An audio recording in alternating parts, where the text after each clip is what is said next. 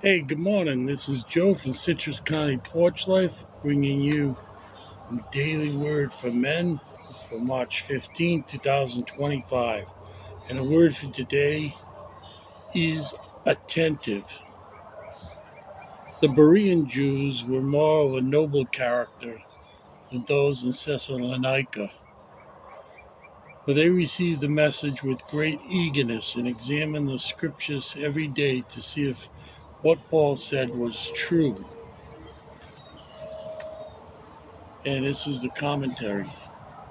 There are few people who are truly attentive, but what are we attentive to? We love something, we are passionate, we pay attention. Men are especially focused on when it comes to sex. We think about, talk about it, joke about it, comical social media posts show wives using the possible reward of it to play pranks on their husbands. And those husbands will do just about anything if you are passionate about your wife. The heart rate goes up and you are immediately happier with one look. Of course you will help her with something. The world is a better place, but the faces of those men on camera, once they know they've been tricked, is priceless. In those fleeting moments though, the husband was alert, focused, and concentrated on his goal. Being attentive is all about knowing what is happening around you and engaging in it. In our walk with God, He asks us to be attentive to His ways, not just so we walk in the right manner, but also because He wants us to partner with Him in accomplishing what He is doing on earth. And the question is, if you applied energy and focus to God as you do to other things, what would change in your life? Uh, a kind of tough question.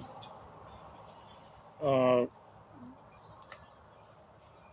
I think if you attend on God and what He said and what He's shown us in this world, you would definitely become a better person, become more Christ like. I think, when we examine scriptures and we gain an increased knowledge of God and what He wants from us as human beings, we become better people. And our whole life becomes a journey of spiritual progress, never reaching spiritual perfection, but spiritual progress. And if we focus on God and we let the Holy Spirit work in us, we'll develop the fruits of the Holy Spirit, those virtues that definitely make us more godlike and make us closer and closer and closer to the example that Christ gave us. So being attentive is very important, and attentive also in the sense that God gave us the signs of the end. And he said, in your ordinary life, you can tell that. Why don't you see that this is the end times? When the leaves fall off the trees, you can tell fall is coming. Uh, if you see clouds in the air, you know a storm's on the way. And yet we eat, live, procreate as if this will go on forever and there's no end to this. And Christ said there is an end. There will be a new heaven and earth. And we kind of ignore that part of what He said and just go on. And we don't want to be caught short. We want to be attentive. We don't want to be the ones that ran out of oil before the bridegroom came. So attentive can also mean paying attention to the signs that are with us today. So I wish you all a safe and holy Saturday. It's kind of chilly this morning. I'm doing this a little bit ahead. It's Thursday morning.